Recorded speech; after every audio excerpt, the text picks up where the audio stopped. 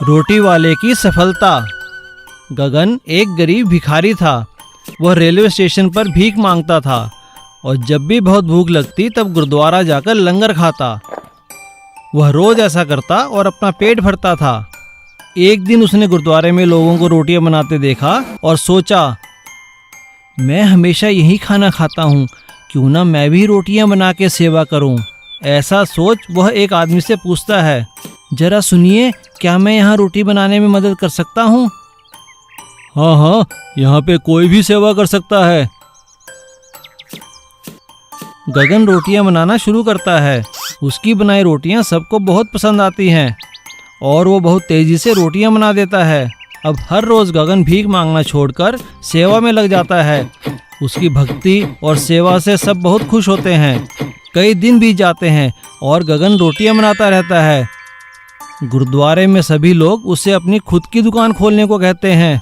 अरे भाई गगन, सारा दिन सेवा करते रहते हो, तुम रहते कहाँ हो? तुम्हारा घर कहाँ है? मेरा दुनिया में कोई नहीं है, मैं अनाथ हूँ। पहले भीख मांगता था और यहाँ रोटी खाकर पेट भर लेता था, पर अब मैं भीख नहीं मांगता, बस सेवा करता हूँ और प्रसाद समझकर खा लेता हूँ और रेलवे स्टेशन पर जाकर सो जाता हूँ। अरे भाई, कोई काम शुरू कर लो, अभी तुम्हारी उम्र ही क्या है, पैसा कमाओ और घर बसा लो। पर मुझे कोई काम नहीं आता। अरे तुमसे अच्छी रोटियां कोई नहीं बना सकता। रेलवे स्टेशन पर अपना रोटी का ढाबा खोल लो। यह ख्याल अच्छा है, चलो कोशिश करता हूँ। और गगन रेलवे स्टेशन पर रोटियों की दुकान खोलता है। उसकी बनाई रोटियां सभी को बहुत अच्छी लगती हैं। धीरे धीरे काम के साथ उसकी कमाई भी बढ़ने लगती है। लेकिन वह अपने काम के साथ साथ गुरुद्वारे में सेवा करना नहीं भूलता। इस गुरुद्वारे में आकर ही मुझे ये फल मिला है, मैं हमेशा गुरुद्वारे का आभारी रहूंगा। और दिन में बची रोटियां गगन गरीबों में बांट देता है। इसीलिए कहते हैं, कर भला तो हो भला। टमाटर वाली की सफलता। चंदन नगर में उषा नाम की एक औरत अपने पति और बच्चों के साथ रहती थी। उनके पास जमीन का एक टुकड़ा था जिस पर वह टमाटर उगाते और गली गली जाकर बेचते थे। उषा इस काम में अपने पति की पूरी मदद करती थी। वह टमाटर की खेती भी देखती और समय समय पर अपने पति के साथ ठेले पर टमाटर बेचने भी जाया करती थी। टमाटर ले लो, टमाटर, ताजा ताजा टमाटर, लाल लाल टमाटर। अरे टमाटर वाली, टमाटर कैसे दिए? 20 के 2 किलो है बहन जी। ठीक है, 5 किलो दे दो। उषा उस औरत को टमाटर देकर आगे निकल जाती है। उषा का पति उससे कहता है, अरे वाह उषा, तुम्हारी तो काफी चलती है।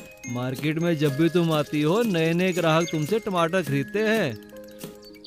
इसे कहते हैं व्यापार करने का तरीका। उन दोनों का व्यापार सही चल रहा था। एक दिन जब उषा का पति मार्केट से वापस आया, क्या हुआ जी, इतने उदास क्यों लग रहे हो? और ये टमाटर यहाँ, आज बिक्री नहीं हुई क्या? हाँ, कुछ ऐसा ही समझो। मार्केट में बाहर से काफी टमाटर आए हैं और वह टमाटर हमारे टमाटरों से सस्ते हैं, इसीलिए हमारी बिक्री कम हुई है।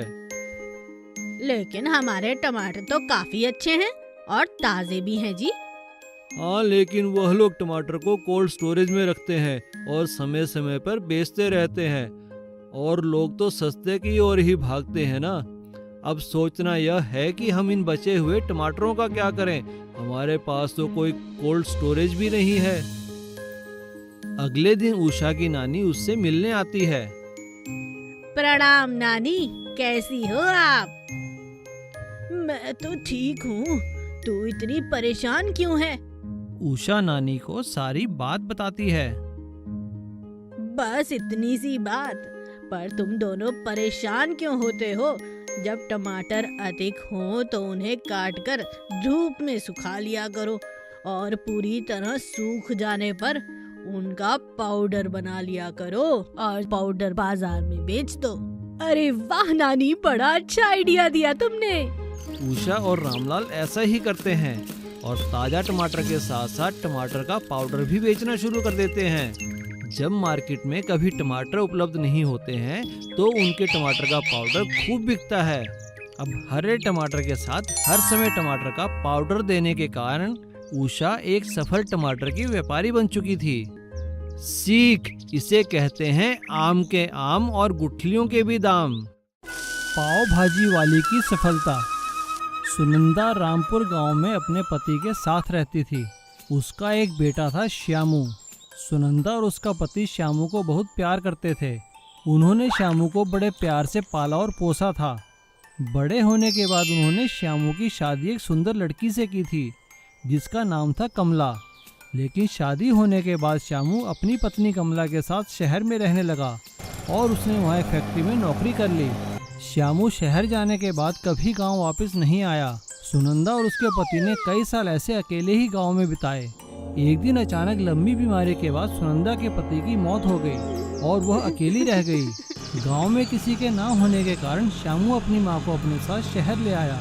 ये देखकर उसकी पत्नी कमला ने श्यामू से कहा, अजी सुनते हो, क्या अब माँ जी हमारे साथ ही रहेंगी? हाँ कमला, अब माँ हमारे साथ ही रहेगी। गांव में अब हमारा कौन है? पहले से ही खाने के लाले पड़े हुए हैं और अब ये बुढ़िया भी आ गई। देखो अब